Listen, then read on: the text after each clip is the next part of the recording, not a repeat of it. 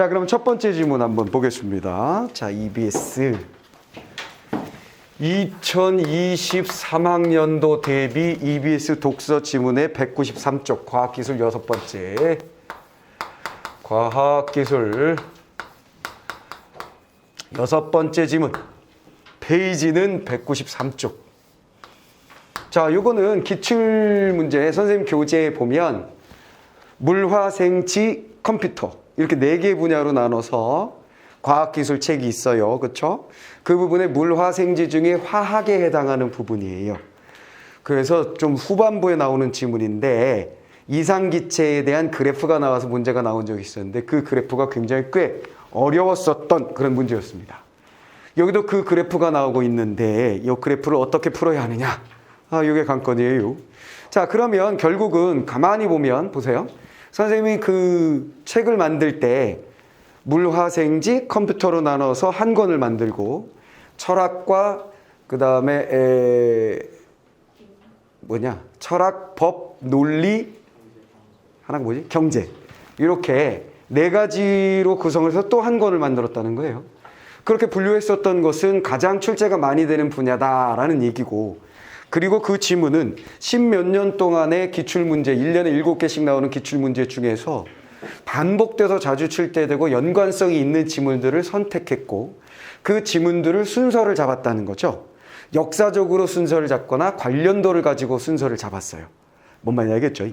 근데 올해에 이건 매년 마찬가지지만 올해도 그렇고 작년도 그렇고 그 전에도 그렇고 EBS 교재의 독서 지문에 보면 결국 선생님이 선택했었던 지문들하고 연관된 얘기들이 꽤 많이 등장을 하고 그런 내용들이 결국은 수능에서 연계된다라고 생각하시면 돼요.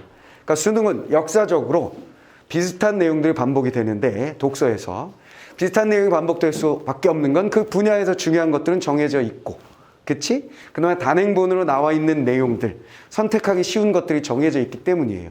그래서 기출문제 중에서 선생님이 뽑아준 지문들을 반복해서 읽어보는 것은 굉장히 큰 도움을 줄 것이다. 이미 다 풀어본 사람들은 이 지문하고 그 지문하고 자연스럽게 연결되는 걸 느낄 것이며 거기까지 아직 못 풀어본 사람들은 이 지문을 하고 나서 그 지문을 한번 화학 지문은 몇 개 안 돼요.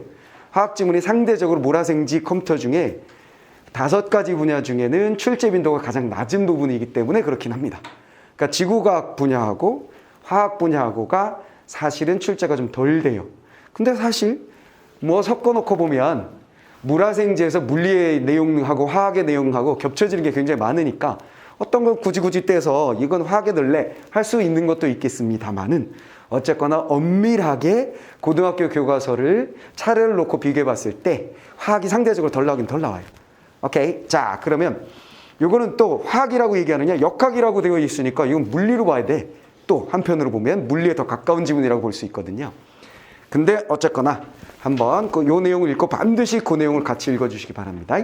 자, 그러면 일단 지문의 핵심적인 내용을 정리해보고 여기서 가장 관건이 된 아이들이 어려워했었던 질문이 많았던 문제 정도만 풀고 끝내는 것으로 하도록 하겠습니다. 자, 그럼 193쪽 첫 번째 단락부터 한번 가보지요. 자, 첫 단락. 과학에서는 각 상황에 설명하는 개별의 이론이나 법칙도 중요하지만 가능한 한 많은 상황에 대해 하나의 이론이나 법칙으로 간단하게 설명을 가능하게 하는 것이 더 큰 가치를 갖는 경우가 많다라는 첫 번째 문장은 별로 어려운 문장도 아니고 핵심을 찾으려고 애쓸 그런 문장도 아니에요. 그냥 가볍게 읽고 넘기는 문장이죠. 너무나 당연한 얘기예요. 모든 학문적인 분야에서는 뭘 한다는 거야? 하나의 법칙, 이론을 가지고 많은 걸 설명하고 싶어 해요. 내가 수업을 할 때도 마찬가지지. 여러분들 처음 만났을 때 내가 무슨 얘기했냐면 글은 다 똑같아. 무엇에 대해 무엇을 말하는 거야. 문학은 다 똑같아. 환경이나 대상에 대해서 화자의 정서를 드러내면 시고 글쓴이의 정서를 드러내면 수필이고 인물들의 심리 드러내면 소설이다. 무슨 말인지 알겠지? 모든 글은 다 문장이다. 문장은 하나의 문장에도 핵심이 있고 그 핵심은 다른 문장하고 다음 문장하고 자연스럽게 연결이 된다. 그래서 연세다. 원수 영된 빨개 빨감 사가 이것처럼 된다. 무슨 말이지? 그래서 내가 원숭이 떴고 원숭이 떴고 얘기하는 거 그거 마찬가지라는 거죠. 모든 글을 모든 종류의 글을 다 한 가지로 설명하고 싶은 나의 욕망이에요. 왜 그렇게 해야 되냐면 한 가지로 설명할 수 있으면 빠르게 정리할 수 있고 그치? 편하게 정리할 수 있기 때문이지. 과학에서도 마찬가지다. 그래서 첫 문장은 별로 어려운 거 없어. 하나의 이론이나 법칙을 중요하게 생각한다. 그 다음 물질의 온도나 압력이나 부피 등의 연력학적 변수를 이용하여 개를 기술하는 학문인 연력학도 예가 아니다. 자, 연력학에서도 마찬가지 하나의 법칙으로 무엇인가를 설명하려고 한다라는 얘기죠. 그 다음에 자연스럽게 물질의 온도, 압력, 부피라는 말들이 나왔을 때 연력학적 변수, 이 말들이 나왔을 때 수능장에 가는 여러분들의 입장에서는 이 말들이 정말 김밥이나 라면 같은 단어들이어야 해요. 뭔 소리야? 지문에 우리는 김밥을 즐겨 먹는다. 김밥엔 다양한 재료를 집어넣는다. 이렇게 나왔을 때 깜짝 놀라는 아이들 없다고. 이거 쉬운 문장인데? 이렇게 생각하지. 그리고 하나도 밑줄을 그을 필요가 없지. 무슨 말이겠어? 이해되지? 라면은 짭조름하다. 전쟁 시기에 만들어졌다. 이런 거 나왔을 때 우리가 긴장하지 않는다는 거야. 내 말 알겠어? 그런 것처럼 온도나 압력이나 부피 이런 말들은 정말 그냥 편한 말이어야 해요. 그렇지? 그래서 온도라는 것 가만히 생각해 보이 우리가 기출문제 중에 이건 이미 공부했었어. 그렇지. 열의 실체는 무엇인가 따져봤던 거 있지. 그렇지. 그 칼로릭 이론 이런 거 있었단 말이야. 열의 실체 고온에서 저온으로 이동하는데 물체를 이건 좀 이따가 해야 할 엔트로피에서도 공부하게 될 내용이죠. 그래서 열의 실체를 질량을 가지고 있지 않은 입자다 이렇게 생각하는 게 칼로릭 이론이었단 말이야. 근데 지금 우리가 현대에 살고 있는 우리 입장, 공통과학을 공부한 여러분들의 입장에서는 그게 말이 안 된다는 거 알고 있잖아. 온도가 올라가고 떨어진다는 건 결국 뭐야? 그 물질의 안에 있는 구성 요소들이 많이 움직이냐, 안정돼 있느냐 이 상태를 말하는 것이죠. 그렇지. 우리 교실의 온도를 올리는 방법 아주 간단하지. 어떻게 한다? 니들이 뛰면 돼. 그렇지. 연락에 움직이면 되는 거야. 오케이. 너희들이 연락에 움직이면 교실이라는 이 물체가 뜨끈뜨끈해지는 거죠. 뭔 말 알겠어? 근데 너희들이 가만히 딱 있으면 어떻게 되는 거야? 온도가 떨어지는 거지. 무슨 말인지 알겠지? 그 온도라는 것은 그 안에 있는 요소들이 움직임 정도라고 생각하면 온도 끝. 압력이라는 것은 그 안에 있는 요소들이 뭐한다? 벽에 부딪히는 정도. 무슨 말인지 알겠지? 알겠지? 자, 그렇게 생각하면 된다는 거죠. 자, 부피는 쉽죠. 자, 이런 식으로 연력학적 변수들에 대해서 온도나 압력이나 부피에 대해서 우리는 그냥 쉽게 이해할 수 있어야 되고, 그 다음에 개를 기술하는, 자, 연력학이라는 게 뭔지 설명한 거야? 온도, 압력, 부피와 같은 변수들을 가지고 개를 설명한다. 자, 개라는 말도 우리가 쉽게 접할 수 있는 말은 뭐야? 태양계. 그렇지? 인문계, 자연계, 우리 강사계에선 말이다. 그렇죠? 개라는 건 뭔가 어떤 바운더리를 딱 정할 때 쓰는 말인 것으로 보여집니다. 이해됐죠? 자, 그 개를 기술하는 학문인 연력학에서도 예외가 아니다. 끝났고. 연력학적 변수들의 상관관계에서 대응상태 원리가 이해당한다. 아하, 이제 중요한 말이 딱 처음으로 나왔어요. 자, 앞에 것들은 그냥 쉽게 이야기하고 넘어갈 수 있고, 그 다음에 대응상태의 원리라는 말이 여기서는 조금 낯선 말. 대응상태의 원리라는 말이 새롭게 등장한 말이고, 요것은 뭐냐면 앞에 말했었던 연력학적 변수들, 즉 온도, 압력, 부피 등의 연력학적 변수들의 상관관계에서 요걸 끌어낸다는 거지. 그렇죠? 요건 뭐다? 연력학적 변수들의 상관관계를 설명하는 법칙이다. 아하. 상관관계라고 치고, 상관관계 됐지? 자, 상관관계. 그 다음에 자, 여기서 대응의 의미는 연력학적 변수들 특정한 값으로 환산을 의미한다. 여기서 대응이라는 건 뭐냐면 이 연력학적 변수들의 상관관계를 설명하는데 이들의 바로 무엇이라고? 바로 환산이라고 했어요. 아하, 이거 환산이라는 말을 보자마자 우리 뭔가 친한 녀석이 떠오르지 않냐? 환산 우리가 지난번에 했었어. 지난번에 EBS 독서지문 정리하면서 뭐 했었냐면, 자, 내가 예를 들어 친구한테 1,000만 원을 껐어요. 1,000만 원 꺼줘 그랬더니 꺼줄게. 언제 갚을 거야? 그랬을 때 내가 지금 1,000만 원을 끄고 10년 후에 너에게 1,500으로 갚을게. 라고 말했어요. 그때 친구가 오케이, 아니 1600으로 갚으면 어때? 당연히 뭘 선택할까요? 1600을 선택하겠지. 당연하겠지? 왜냐하면 둘은 같은 시기의 금액이고 무엇이 크고 작은지가 자연스럽게 비교가 되거든. 그러니까 1000만 원 꺼주고 내가 10년 후에 1500으로 갚을게 혹은 1600으로 갚을게, 뭘 선택할래? 그러면 1600을 그냥 선택한다는 거지. 당연하지. 근데 이 녀석에게 15년 후에 내가 너에게 1750으로 갚을게 라고 얘기했다면, 오케이, 예를 들어 이 둘 중에 하나를 선택하라면 골치가 아파지지. 뭐면 알지? 내가 지금 1000만 원을 너에게 꾸고 10년 후에 1500으로 갚을까 15년 후에 1750으로 갚을까 했을 때 물론 잠깐 생각하다가 결정을 할 수는 있겠으나 그건 느낌에 의한 거. 빨리 갚는 게 좋지, 1500 줘, 이렇게 얘기할 수도 있는 거고, 천천히 해, 그냥 천천히 1750 줘 할 수는 있으나 이 액수를 명확하게 비교할 수는 없다라는 거지. 왜? 여기에는 시간의 차이가 5년이 있기 때문이죠. 그래서 우리가 할 수 있는 방법이 뭐라 그랬어? 바로 요거였죠. 환산. 뭐로? 얘를 현재 가치로 환산하는 것이죠. 환산할 때 당연히 어떻게 된다? 돈의 가치는 당연히 떨어질 것이니까 할인한다 그랬지. 할인.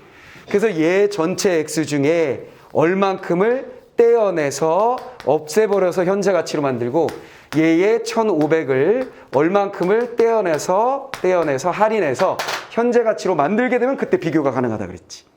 이해됐어? 즉 환산이라는 것은 서로 비교가 안 되는 어떤 값들을, 그쵸? 어떤 가치들을 동일한 값으로, 비슷한 값으로 바꾸어낸 다음에 비교하는 거지.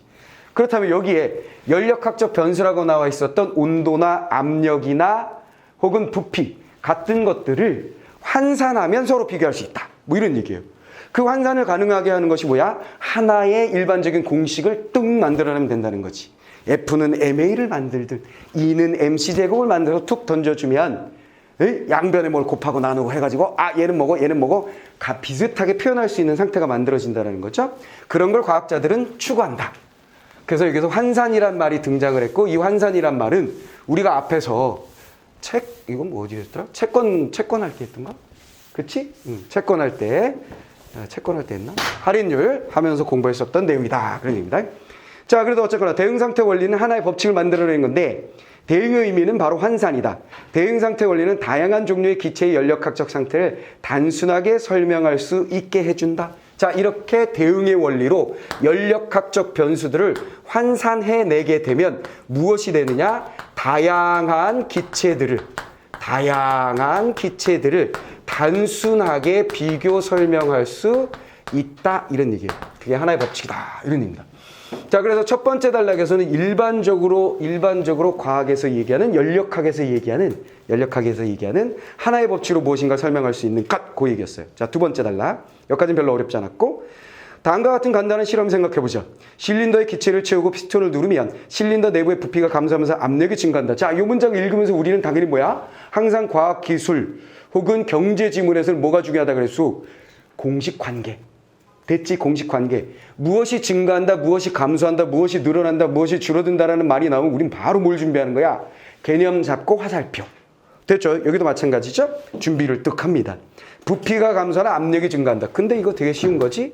부피가 감소하면 압력이 증가한다. 이런 말이 나왔는데요. 자, 부피가 감소하면 압력이 증가한다. 이거 우리가 어디서 배웠냐면, 예를 들어 보일-샤를의 법칙 있잖아요. 그렇죠? 보일-샤를의 법칙이라고 생각하시면 되겠습니다. 자, 부피가 줄면 압력이 증가하는 건 당연하죠. 우리 교실을 어떻게 하는 거야? 애들 더 많이 넣겠다고 얘를 반으로 쪼개. 좁아지지. 그럼 애들이 난리를 치겠지. 나 나갈 거야. 이 학원 때려칠 거야. 이렇게 좁게 환경이 안 좋아. 그럼 막 벽에 부딪혀. 압력이 커지는 거지. 이해됐지? 환경을 좋게 만든다고 교실을 늘려. 그럼 널널하지. 부딪히는 횟수가 줄어들겠지. 압력은 줄겠죠. 보일의 법칙. 자, 그 다음에 또한 실린더 부피를 일정하게 유지한 채 온도를 높이게 되면 실린더 내부 압력을 증가한다. 이번에 뭐야? 온도를 높이게 되면 당연히 압력은 증가한다. 보일-샤를. 자, 이거 샤를. 자, 얘는 당연히 우리한테 뭐다? 꼼꼼한 상식. 그치? 이런 말이 나오면 이거 아는 거야? 하시면 되는 거예요. 됐죠? 그리고 이해까지. 선생님 책에 보면 그림 그려서 설명해 놨으니까 같이 보시면 되겠고요. 자, 이건 일반적인 얘기야. 그러면 이 부분을 읽을 때 우리가 수능장에 갔을 때 이 부분을 읽을 때 나는 뭐라 그랬냐면 개념 잡고 관계 표시해야 된다 했지만 사실 여러분들의 수준은 나하고 공부한 여러분들의 수준은 문과도 마찬가지 뭐 하는 거야? 가서 전혀 체크를 안 하는 거지. 당연한 얘기니까.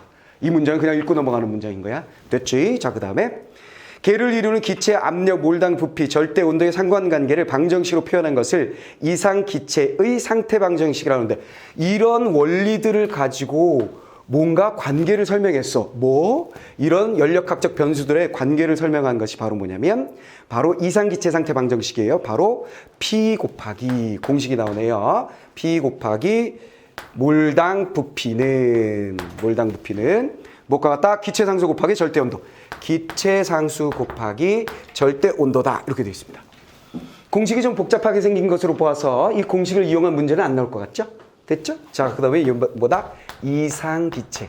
이상기체라는 건 뭘 얘기하는 거야? 이상적인 기체의 상태를 설명하는 방정식. 끝. 이상기체 상태 방정식. 끝. 돼버렸죠? 자, 그 다음에 세부적으로 설명합니다. 기체상수는 기체의 종류와 상관없이 동일한 값을 지니므로 보편 기체상수라고 지칭한다. 자, 이건 뭐야? 이 기체상수에 대해서 설명했어요. 이건 뭐야? 보편적인 값이다. 정해져 있다. 보편적으로 정해짐. 자, 그러니까 상수지 뭐. 그치? 상수. 언제나 변하지 않는 수라고 보시면 되겠고, 실린더 내의 분자의 수가 매우 적어서 개의 부피에 분자 자체의 부피가 기여하는 바가 매우 작고 분자 간의 상호작용이 무시할 만하면 이상기체 방정식은 매우 유용하게 쓰일 수 있다. 그래서 조건이 있죠. 이 이상기체 방정식이 제대로 적용이 되려면 이 방정식이 제대로 적용이 되려면 보편적으로 쓰이려면 어떻게 돼야 되냐면 분자 수가 매우 적어서 분자 자체의 부피 그리고 분자 간의 상호작용 이게 나와 있죠. 분자의 여기가 중요한 포인트죠. 분자의 수가 엄청 작아서 뭔 일이 벌어진다? 분자 자체의 부피 그리고 분자 간의 상호작용이 어떻게 된다? 거의 신경 쓸 필요가 없어요. 자, 이 녀석이 매우 적어서 무시할 만하다. 이 녀석을 무시할 수 있을 때 이상기체 상태 방정식은 그대로 적용될 수도 있다. 그러니까 이런 법칙들이 그냥 적용된다 이렇게 생각하시면 돼요. 알겠죠? 자, 그 얘기했습니다. 그거 잡으시면 되고요. 그러나 중요한 말은 이거네요. 실제 기체에서는 그러나 넘어가면서 이건 이상적인 기체였고 실제 기체 방정식에서는 실제 기체에서는 이게 안 된다는 얘기겠지 뭐. 이러한 이상기체 상태 방정식의 정확성이 떨어지게 된다. 따라서 이상기체 상태 방정식 실제 기체의 분자 간의 사교작용 및 분자 자체의 부피를 고려하여 보정한 자, 얘를 무시할 수 있으면 이상기체 상태 방정식이라고 했잖아요. 근데 얘를 뭐한다? 고려하면 무시할 수 없어. 실제 기체에서는 분자 수가 터무니없이 작아서 부피나 그 자체의 부피나 그것들의 상호작용을 무시할 수 있어야 되는데 실제 기체에서는 그걸 무시할 수가 없어. 그래서 뭐 해야 된다? 걔를 고려하고 반영해서 실제 기체 방정식을 만들 수밖에 없다. 이 고리만 이해하면 끝나는 거야. 이거는 이 지문에서 핵심은 가장 중요한 핵심은 이 고리를 이해하면 돼. 끝나버렸지? 자, 그래서 이 고리를 이해하시면 뭐가 나오느냐? 고려하여 만든 게 바로 반데르발스 상태 방정식. 반데르발스. 자, 예를 들어 반데르발스 방정식이 나온다 이런 얘기예요. 그래놓고 여기 뭐라고 돼 있냐면 방정식과 같은 방정식들이 복수죠. 얘를 위시한 여러 방정식들이 만들어진다는 거야. 왜? 이상기체는 하나로 설명하려고 만들었는데 실제의 적용이 잘 안 돼. 그래서 실제 기체를 설명할 수 있는 방정식들이 예를 들어 반데르발스 아저씨뿐만 아니라 다양한 방정식들이 만들어졌다. 뭐 그런 얘기죠. 근데 지난번에도 기출문제 나왔던 것도 요 지문, 요 방정식에 대한 얘기였고 계속 요게 등장을 합니다. 됐죠? 이해됐어요. 자, 그럼 두 번째 단락까지 다 갔어. 간단한 얘기야. 모든 과학에서 모든 학문에서는 하나의 법칙을 뭔가 설명하려고 해. 연력학도 마찬가지지. 연력학의 변수들이 다양하게 있는데 그들 간의 상관관계를 대응상태의 원리에서 한 방에 딱 환산해서 설명하고 싶어. 오케이? 그러면 그 변수들이 이런 관계를 가지고 있는 공식을 딱 만들었는데 그게 상태방정식이야. 됐지? 한 방에 설명하려고 했는데 안 돼. 왜? 분자수가 터무니없이 적어. 그 자체의 부피나 그 녀석들의 상호작용을 무시할 수 있어야 되는데 그게 안 돼. 그래서 이상기체 방정식 말고 실제기체 반대바르스 방정식 같은 것들이 등장하게 됨. 여기까지 고리를 잘 잡았으면 끝났다 이런 얘기예요. 여기까지 쉬워. 자, 이제 세 번째 단락 딱 들어갑니다. 자, 그러면 실제기체가 이상기체와 다른 정도를 나타내는 개념 중 하나가 문제가 생겼잖아요. 실제하고 이상이 달라. 그럼 이거 한 방에 설명할 수 없잖아. 매번 다른 상태를 설명할 수가 없잖아. 어떡하지?에 대한 해결책 나왔습니다. 뭐예요?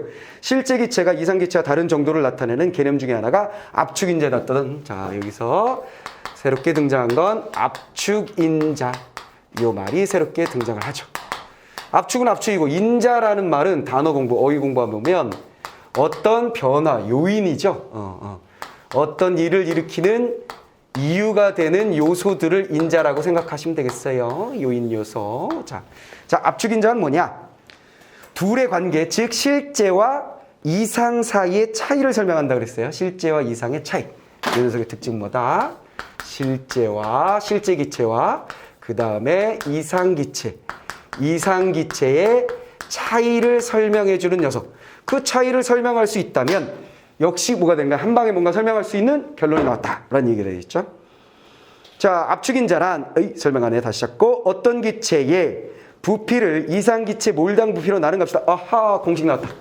자, 중요한 거 나온 거죠. 공식이 나온 겁니다. 공식. 무엇을 무엇으로 나눈다 이거 나오면 당연히 뭐야? 3점짜리 문제화 될 가능성이 높잖아. 준비를 우린 합니다. 바로 준비를 합니다. 무엇을 나눈다고?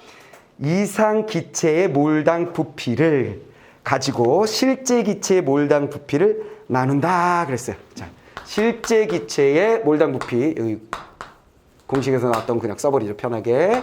이상기체의 몰당 부피로 나눠주는 게 바로 뭐다? 압축인자다. 자, 공식 하나 나왔습니다. 요거 가지고 써먹을 거야. 압축인자는 이렇게 돼 있다. 자, 공식 하나 정리됐고요. 자, 그 다음에 따라서 어떤 이 기체가 이상기체에 가까울수록 압축인자는 1에 가까운 값을 갖는다. 자, 요 녀석이 압축인자 값이 1에 가깝게 가면 갈수록 그치? 1에 가깝게 가면 갈수록 얘는 뭐가 되는 거야? 이상기체에 가까운 녀석이 된다. 됐죠? 이상기체의 값에 실제기체의 값이 똑같으면 당연히 뭐가 되는 거예요? 1이 되어서 그 실제기체는 이상기체인 거지. 이해됐지? 그리고 상대적으로 어쨌거나 요 값이 이상기체에 가까워지면 가까워질수록 당연히 1에 가까워지는 건 너무나 당연한 얘기죠. 당연한 얘기지? 이해됐지?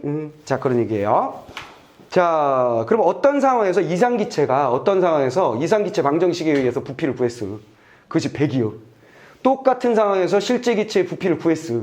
그것이 90이요. 오케이? A라는 기체가 동일한 상황에서 얘가 100이 나오고 동일한 상황에서 A라는 기체를 구했더니 90이야.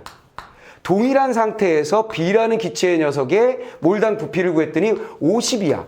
당연히 그럼 A와 B 중에 어느 것이 더 무엇이 압축인자 값이 1에 가깝냐? 당연히 이 녀석이 가깝죠. 됐죠? 그러니까 이 녀석이 뭐가 되는 거예요? 이상기체에 가까운 녀석이 되는 거죠. 내 말 이해됐지? 그렇게 돼 있는 거야. 자, 그 다음에 기체 분자 사이의 상호작용에 의해 발생하는 힘에는 자, 이게 뭐라 그랬냐면 분자 간의 상호작용을 무시할 수 있으면 이상기체 상태 방정식으로 설명할 수 있어요. 무슨 말이겠어? 근데 이게 안 되는 이유는 뭐였냐면 분자의 부피가 영향을 미치며 무시할 수 없으며 그들 간의 상호작용이 존재하기 때문이라는 거지. 내 말 이해돼서? 그러니까 우리가 보일과 샤를의 법칙에 의해서 이런 기체가 있는데 공간을 막 줄이면 이상 기체 상태로 생각해보면 야, 이 부피를 이만큼 줄이면 말이야. 부피가 줄어들면 어떻게 되는 거야? 압력이 요만큼 높아질 거야 라고 딱 생각한 거지. 그렇지? 근데 이 녀석은 엄마? 왜 압력이 올라가다 말지? 이런 일이 벌어진다는 거죠.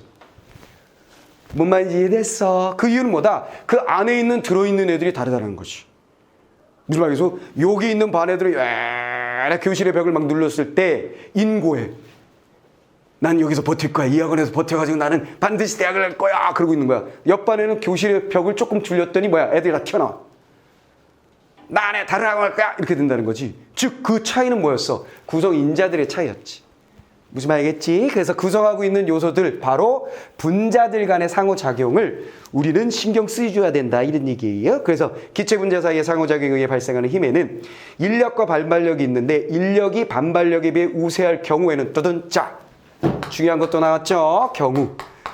자, 우리가 문제가 어떻게 나올지는 지문을 읽으면서 충분히 예측할 수 있는 것이야. 뭐? 관계 나왔으니까 관계에 대한 문제 나오겠지. 그렇지? 자연스럽게 글을 읽는 과정은 핵심 잡고 연결이 자연스럽게 되고 있는 걸 느끼면서 읽으면 되는 거고. 돼버렸지? 됐지? 하나의 법칙을 원한다. 그래서 다양한 변수는 환산해서 비교한다. 그래서 이런 법칙을 만들었다. 이런 젠장 이래서 안 된다. 그래서 이런 거 만든다. 하지만 둘의 차이를 이렇게 연결하는 고리를 만들 수 있는 글 읽기. 핵심들이 자연스럽게 연결되는 고리. 무슨 말이겠죠? 그게 하나의 중요한 요소이고 그 다음에 여러분들이 생각해야 될 것은 뭐다? 바로 이런 공식이 문제가 된다라는 것과 경우 1, 경우 2 이런 거 나올 때 당연히 비교하는 문제가 나올 수밖에 없다는 거. 데칼코마니 역시. 무슨 말이겠지? 모든 지문은 데칼코마니라고 그랬잖아. 그렇지? 그럼 여기 뭐야? 이상기체와 실제기체. 데칼코마니 나오는 거고. 그쵸? 경우 1, 경우 2, 경우 3 나오는 걸 정리하는 게 또 하나의 데칼코마니고 얘는 반드시 3점짜리 나오게 된다는 거야. 무슨 말인지 알겠지? 그럼 얘 잘 정리해놓고 때려 넣으면 돼. 우린 이해 못해도 돼. 이해를 할 수가 없지. 우리의 수준을 다 뛰어넘는 지문이라 그랬잖아. 수능에 나오는 지문, 독서 지문들은 고등학교 과정을 뛰어넘는 지문들이기 때문에 야 이거 화학 시간에 배우지 않았니? 화학 선택하는 사람은 저 화학이요. 너 몰라? 그럼 뭐라 그래? 화투에서 하는데요. 다 이런단 말이야. 무슨 말이겠지? 그럼 화투 하는 사람 그럼 화투 너 알아? 그러면 또 뭐라 그래? 그런 거 안 배우는 것 같은데요? 이러고 있다고. 뭔 말 알겠지? 그러니까 우리 수준이 안 맞아. 당연히 우리 수준이 안 맞아. 날 생각해봐. 나 뼛속부터 문과야. 무슨 말 알겠지? 내 수준이 안 맞아. 뭔 말 알겠지? 근데 내가 이걸 설명할 수 있는 원동력은 무엇이다? 그냥 글 읽기 방법이야. 글 읽기 방법. 그렇지. 어떻게 핵심을 잡고 읽느냐의 방법론에서 나는 버티는 거야. 근데 버티다 지문들이 점점 어려워지니까 내가 더 이상 버틸 수 없는 상황이 되었지. 그래서 뭘 한 거야? 이런 젠장. 과학을 공부하자. 그래서 물화생지 책을 꽂아놓고 공부하기 시작한 거지 내가. 그러면 내가 그걸 공부를 해야 가르치기 때문이냐? 그건 아니었던 거지. 왜 그랬던 거야? 적어도 기초적인 건 아이들이 알 수 있도록 좀 길잡이를 해줘야 되겠다. 무슨 말 알겠어? 그래야 버틴다 여기서. 뭔 말 알겠어? 수준이 점점 높아지니까 매년 높아지니까 무슨 말인지 알겠지? 그래서 내가 책을 내게 된 거고. 이해됐어? 기본적인 지식을 좀 넣어서. 자 그러면 근데 중요한 포인트는 뭐다? 다시 공식 나왔지? 경우 나오지? 경우 1 들어갑니다. 경우 1. 자 분자 사이의 상호작용 요거 잡는 거야. 분자 사이의 상호작용의 경우를 정리합니다. 첫 번째 인력과 반발력이 있는데 인력이 반발력에 비해 우세할 경우 떠던 자 뭐야? 인력과 반발력이 있는데 인력이 반발력보다 우세할 경우. 자 인력과 반발력은 뭔지 알죠? 인력은 뭐예요? 당기는 거지. 반발력은 뭐예요? 밀어내는 것이지. 됐지? 인력은. 자 그러면 여러분들이 서로 밀어내는 힘이 강하면 이 공간은 넓어질까요? 좁아질까요? 반발력이 커지면 여러분들 사이에 얌전하던 너희들이 치고받고 싸워. 옆으로 가, 땀나, 이 새끼들아. 그럼 막 서로. 그럼 어떻게 돼? 부피가 늘어나게 되는 거지. 이해됐지? 인력이 강하면 어떻게 되는 거야? 야, 추워 보여. 한 곳에 막 모여, 애들이. 그 어떻게 되는 거야? 부피는 줄어든다. 이렇게 얘기한 거야. 됐죠? 자, 근데 여기서 인력이 반발력이 우세할 경우에는 이상기체 상태 방정식에서 기대되는 몰당 부피보다 실제 기체의 몰당 부피가 더 작아짐으로 따단. 자, 이렇게 돼서 어떻게 된다고? 관계. 부피는 어떻게 돼? 인력이 세잖아. 모여들어. 그러니까 부피는 작아진다. 무엇보다 작아진다? 이상기체보다. 어떤 환경이 만들어졌어. 그래가지고 무슨 생각한 거야? 야, 얘는 이거. 부피가 어떻게 될 거라고 생각했는데 그 내부에 있는 인력이 훨씬 크더라는 거야. 분자들 사이에. 예측보다. 그래서 훨씬 작아진다. 혹은 반대로 커질 줄 알았는데 작아진다. 뭐 여러 가지 있겠지. 자, 그래서 이상기체 방정식 기대된 부피보다 실제 기체 몰당 부피가 작아지므로 압축 인자는 당연히 어떻게 된 거야? 1보다 작은 값을 갖게 되고 뜨든. 자, 어떻게 된다? 1보다 작은 값을 갖게 된다. 뭐예요? 이상기체보다 얘가 작아졌으니까. 됐지? 그러니까 얘가 150에서 100이 될 거라고 생각한 거야. 그런데 이 실제 기체의 안에 있는 분자들이 스스로 당기는 힘을 가지고 있더라는 거지. 그게 세진다는 거지, 순간적으로다가. 그래가지고 100으로 줄 줄 알았던 녀석이 얘는 엄마 90으로 줄었네. 그러니까 1보다 작아지지. 혹은 50으로 줄었네. 엄청 작아졌지. 1보다 훨씬 작아졌지. 내 말 이해됐지? 이해됐지? 그런 일이 벌어지더라 하는 이야기입니다. 됐죠? 자, 따라오고 있지? 어렵지 않지? 자, 그래. 하나. 자, 데칼코마니에서 경우 1, 2, 3, 4 이렇게 나갈 땐 뭐야? 우린 편해. 뭐가 편해? 한 놈만 잘 펴면 돼. 한 놈만 잘 펴놓으면 나머지는 알아서 기어. 알겠지? 왜? 똑같은 녀석들, 비슷한 녀석의 반복이니까. 데칼코마니 구조의 장점. 됐지? 자, 그럼 하나 잘 정리했으니까 이제 끝났어. 자, 반대. 반발력이 인력보다 우세한 경우에는 그 반대 현상. 아하, 이건 알아서 정리하래. 자, 이 경우는 인력하고 반발력의 연관해서 반발력이 커지면 어떻게 돼요? 그냥 정리가 되지. 반대니까 부피가 얘는 줄어드는데 반발력이 커지면 부피가 이상기체보다 더 커진다. 그렇다면 여기가 더 커지니까 어떻게 되는 거예요? 1보다 더 커진다. 이렇게 되는 거지. 이해됐지? 그러니까 요거는 아주 얕은 수준의 추리상상적 사고가 필요한 부분이네. 아주 얕은 수준에. 무슨 말이겠어? 데칼코마니에서 이런 거 잘 나오잖아. 반대의 경우는 그 반대다. 이거 나온단 말이야. 말 안 해줘도 우리는 그런가 보다 하고 정리하는 거지. 이해됐지? 경우 두 가지가 딱 정리됐어. 이해 안 돼도 상관없어. 그냥 정리만 하면 돼. 자, 됐고요. 이러한 상호작용은 개의 온도에 따라서도 양상이 달라지는, 세 번째 부분은 특이한 게 뭐냐면, 여긴 뭐야? 온도에 따른 경우를 정리하겠다. 온도에 따른 경우를 정리할 테니까 세 번째 경우 정리해줘. 이런 얘기지. 자, 온도에 따라서도 달라진대요. 자, 온도가 올라갈수록 반발력이 켜지게 되고, 자, 온도가 올라가면 다음 관계 반발력이 커진다. 그렇지. 반발력이 커진다. 됐어. 온도가 올라가. 압력이 커져. 그렇지? 반발력이 커져. 부피가 커져. 됐지? 반발력이 커져서 특정 온도 이상에서는 압력의 전령에 의해서 반발력이 인력보다 우세하게 된다. 자, 여기서 중요한 건 뭐예요? 특정 온도 이상에서 특정 온도를 넘어서게 되면 뭐게 된다고? 모든 압력 전 압력 영역에서 조건이 나오죠? 전 압력 영역에서 반발력이 인력보다 우세하게 된다. 또는 자, 뭐야? 반발력이 커졌다 그랬지? 이게 인력을 앞서게 된다. 그러면 반발력이 인력을 앞서게 되는 게 1보다 커지는 경우네. 됐지? 이해됐지? 예상보다 반발력이 커짐으로써 부피가 커질 것이야. 그러면 실제 기체의 부피가 커질 것이니 이상기체 분모보다 분자가 커져서 1보다 큰 상태가 만들어지겠지요. 됐지? 얕은 수준의 추리상상적 사고. 해버렸어? 자, 그거 정리할 수 있으면 돼. 자, 그 다음에 1보다 커지게 된다. 이때의 특정 온도를 뭐라 그러냐? 요 특정 온도. 요거 특정 온도. 이때의 요 특정 온도. 요 녀석을 뭐라 그러냐면 보일 온도라고 한대요. 보일 온도. 자, 요거 가지고 문제 내겠구만.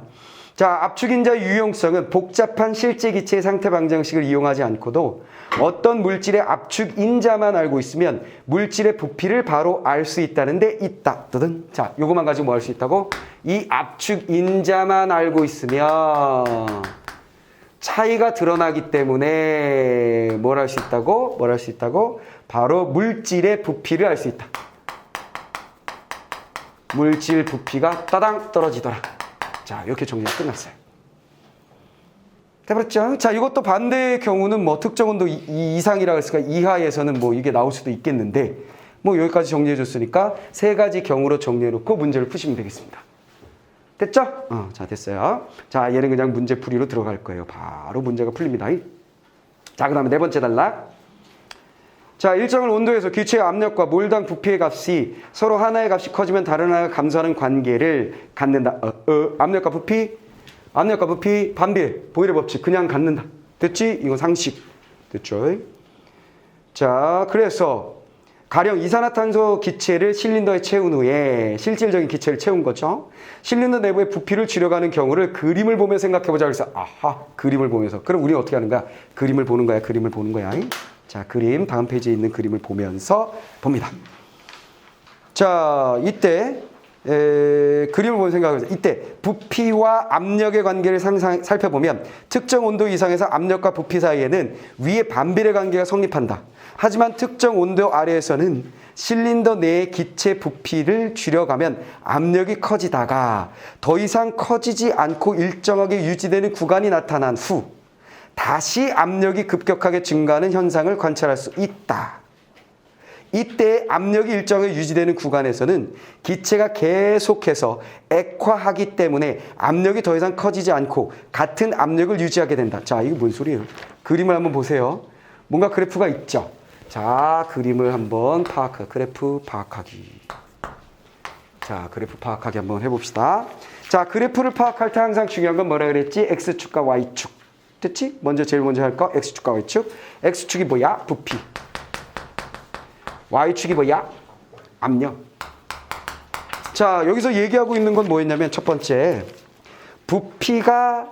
부피를 줄여가면 압력이 커진다 그랬죠. 부피를 줄여간다는 건 이렇게 가는 거지. 이해됐지? 그러면 부피를 줄여가면 줄여갈수록 부피가 줄어들수록 압력이 커지는 반비례. 경제에서 했었던 우리 뭐였지? 수요 곡선이 만들어진 거지. 이해됐죠? 압력이 줄어들면 줄어들수록 부피가 줄어들면 줄어들수록 압력이 늘어나는 반비례 관계가 만들어지고 있습니다. 이해됐죠? 그럼 이상기체는 당연히 그 관계가 지속적으로 유지되는 게 이상적인 기체의 모습일 거예요. 알겠습니까? 이해됐죠? 그 그래프에도 이런 그래프가 있긴 있죠. 그러나 어느 온도 상태가 되면 특정 온도 아래에서는 실린더 내부의 기체 부피를 줄여가면 압력이 커지다가 더 이상 커지지 않고 유지되는 구간이 나타난다 그랬어요. 그러다가 압력이 급증한다라 그랬는데 무슨 얘기냐? 다른 곡선 중에 이런 거 있죠.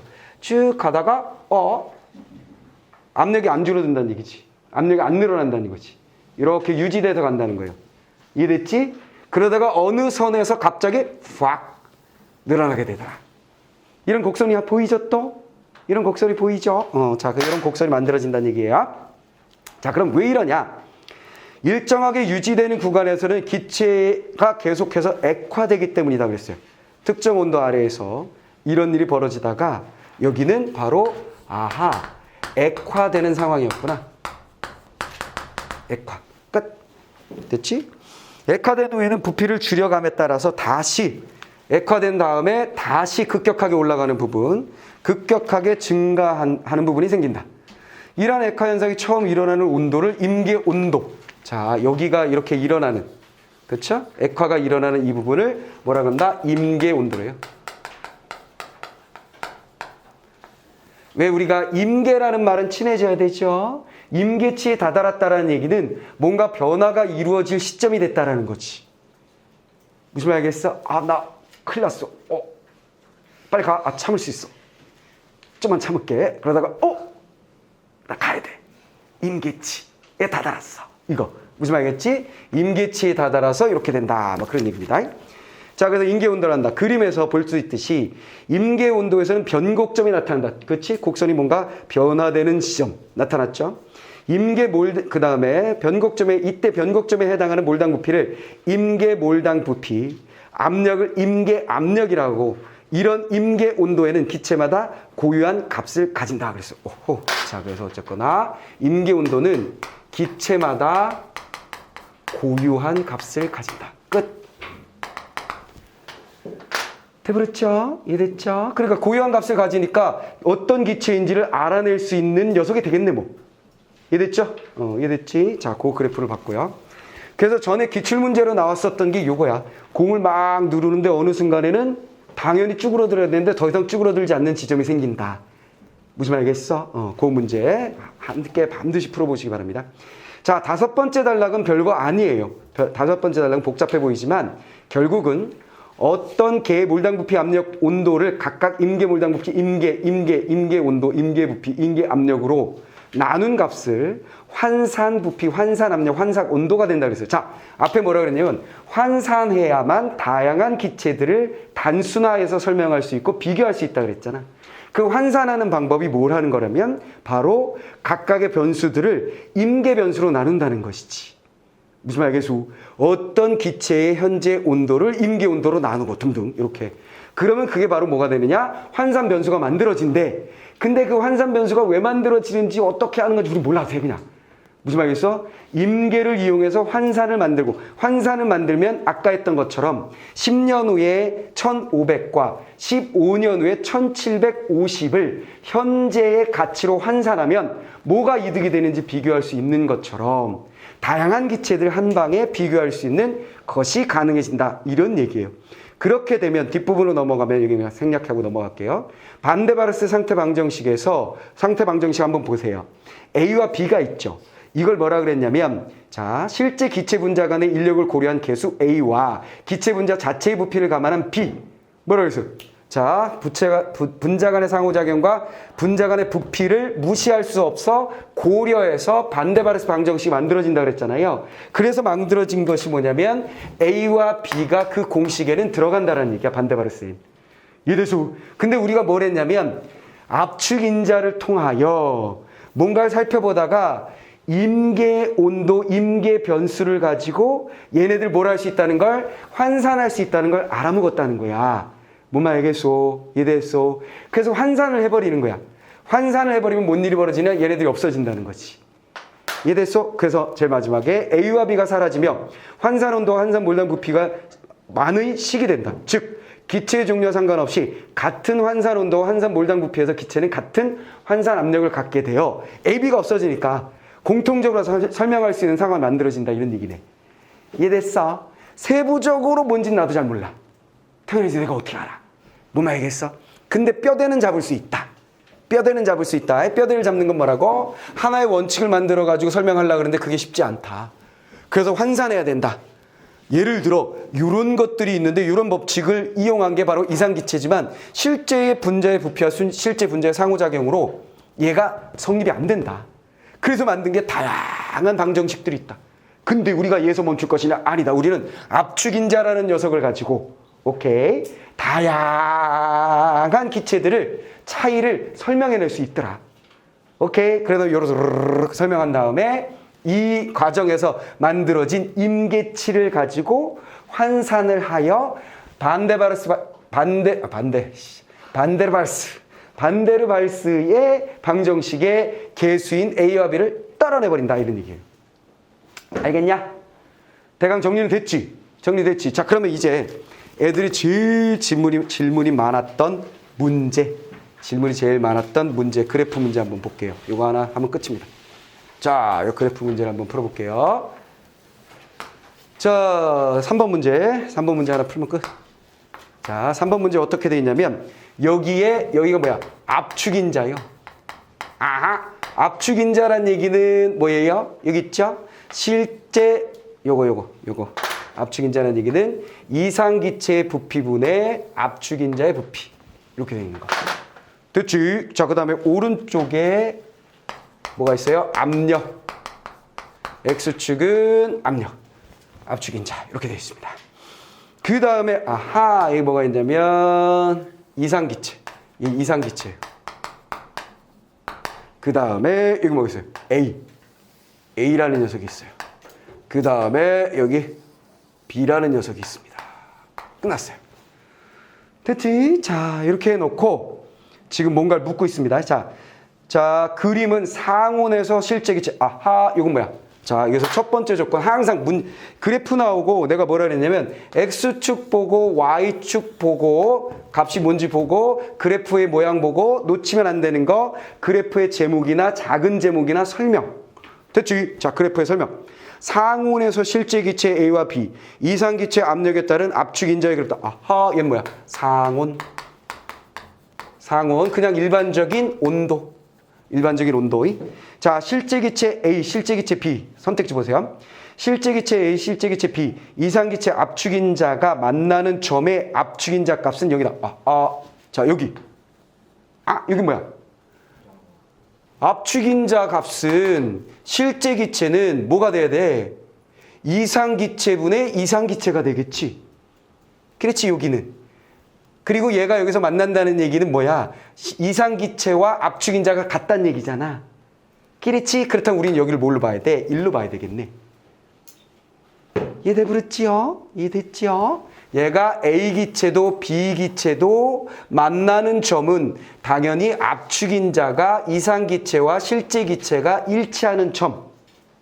오케이. 그래서 실제 기체가 이상 기체에 가까워지면 가까워질수록 1에 가까워진다 그랬지, 압축 인자가. 돼버렸죠? 자, 그래서 1 끝. 실제 기체 B의 경우 P1, 여기 압력을 P1이라고 했네요. P1보다 B, 더 큰 압력에서 기체 분자 간의 인력이 반발력보다 더 우세하다 그랬어요. 자, 여기 뭐죠? 여기 넘어가면 이 부분은 이상 기체보다 크죠? 그렇죠? 그러니까 여기는 압축 인자가 당연히 1보다 압축 인자가, 이 녀석의 압축 인자가 실제 기체 B의 압축 인자가 1보다 큰 부분이에요. 됐죠? 1보다 큰 부분이에요. 1보다 크려면 뭐 해야 되는 거예요? 인력보다 반발력이 커야 되죠. 됐습니까? 이해됐죠? 인력보다 반발력이 크면 부피가 커질 거야. 실제 부피가 이상적인 상태보다 더 커질 거야. 그래서 분자가 커지니까 1보다 커진다. 요 관계 그대로지. 그대로 때려 넣으면 돼요. 인력이 반발력. 반댈세. 2번도 틀렸죠? 됐지? 따라왔지? 어렵지 않지? 그러니까 이해하는 게 중요한 게 아니야. 관계를 잘 정리하고 선택지에서 그 녀석을 잘 따라가는 게 중요한 거야. 3점짜리 문제는. 알겠어? 이걸 이해하려고 애쓰지 마. 수능장에 가서. 우리가 해야 되는 건 뭐라고? 공식, 그 다음에 경우 1, 경우 2, 경우 3 정리하는 거. 끝. 이렇게 되는 거야. 다 됐지? 자, 그 다음에 3번 선택지. 그래프의 개형을 보았을 때, 그래프의 개형. 이런 질문 하나 해드리는데, 그래프의 개형이 무슨 말인지 몰라가지고 잘 못했어요. 야, 그래프의 개형인데, 개형이란 말이 무슨 말인지 모르면 어떡하니, 우리? 그래프의 거시기를 보았을 때 하면 되잖아. 우리 모르는 말 나오면 뭐야, 거시기. 무슨 말이겠어? 거시기가 헷갈리면 어떻게 해? 없애라 그랬잖아, 그 단어를. 그치? 그럼 뭐야? 그래프를 보았을 때 끝! 됐잖아. 개형은 뭐야? 개괄적인 형태, 대강의 모습. 그래프의 개괄적인 모습을 보았을 때 실제 기체 A의 보일 온도가 보일 온도는 뭔데? 이게 나왔잖아.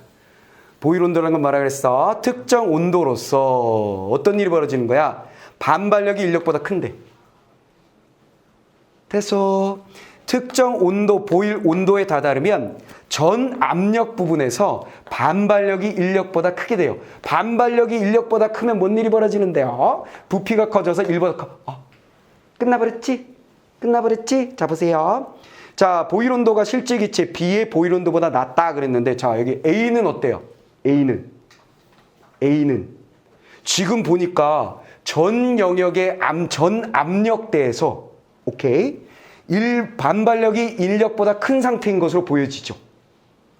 이해됐지? 왜? 전 압력대에서 요거 1보다 큰 상태가 만들어졌잖아. 전 압력대에서 반발력이 인력보다 크므로, 오케이? 부피가 커서 1보다 큽니다. 그래서 전 압력대에서 1보다 큰 상태입니다. 이렇게 돼 있잖아. 이랬지? 그럼 얘는 이미 뭐인 거야? 특정 온도 이상인 거지. 특정 온도 이상의 상태인 거지. 그럼 얘의 특정 온도는 무조건 뭐야? 상온보다 낮은 상태인 거지. 내 말 여기까지 따라왔어요? 오케이. 특정 온도 이상이 되면 뭐 한다고? 전 압력대에서 뭐 한다고? 반발력이 큽니다. 반발력이 크다는 거 여기로 어떻게 된 거야? 반발력이 크니까 막 부딪혀. 그래서 부피를 늘려. 그래서 이상적인 상태보다 애가 더 커졌어. 이 새끼 왜 이래? 이렇게 되는 거지. 이해됐어? 그래서 1보다 큰 상태가 만들어져. 근데 A라는 녀석을 보니까 이렇게 돼 있어. 즉 얘는 지금 상온이라 그랬으니까 상온 상태가 A라는 기체의 특정 온도보다 높은 온도이군 이라는 결론이 나왔다는 거야. 이걸 왜 하냐면 B는 어때? 1보다 낮은 점이 있지. 무슨 말인지 알겠지? 이해됐지? 그럼 얘는 뭐야? 특정 온도에 아직 다다르지 않았다는 얘기죠. 이해됐죠? 자, 그러면 A의 특정 온도는 상온보다 낮고 B의 특정 온도는 상온보다 높다는 결론이 나오는 거지. 내 말 이해됐어? 이해됐지? 자, 그리하여 A의 보일 온도가 실제 기체 B의 보일 온도보다 낮다라는 말은 맞죠? 왜? 여기 이렇게 돼 있잖아.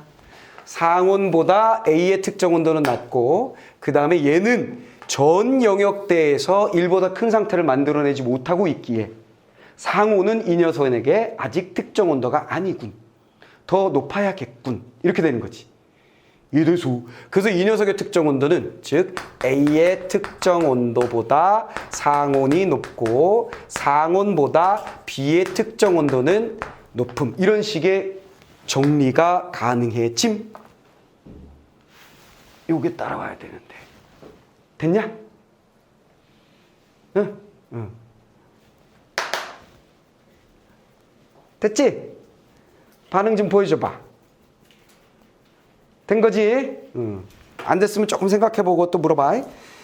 자, 상온보다 더 높은 온도에서 그래프를 도시하면 이상기체의 Z값은 현재 그래프값보다 커진다 그랬는데 이상기체의 Z값은 뭐요?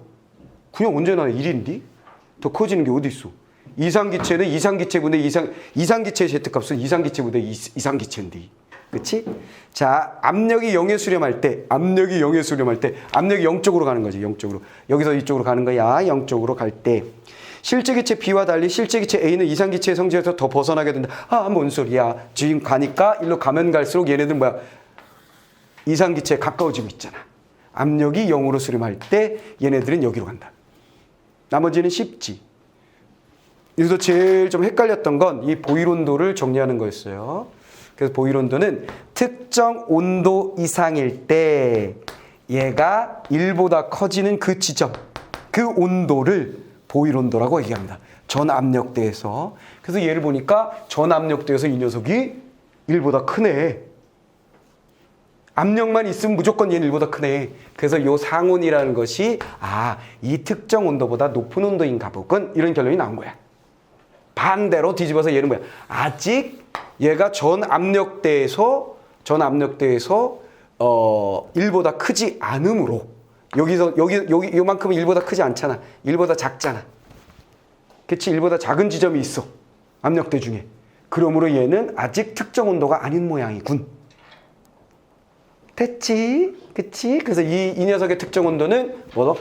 자, B의 특정 온도는 상온보다 높고 얘의 특정 온도는 그래서 B 이거 특정 온도가 A의 보일 온도가 실제 기체 B의 보일 온도보다 낮은 상태 만들어졌죠. 상온을 기준으로.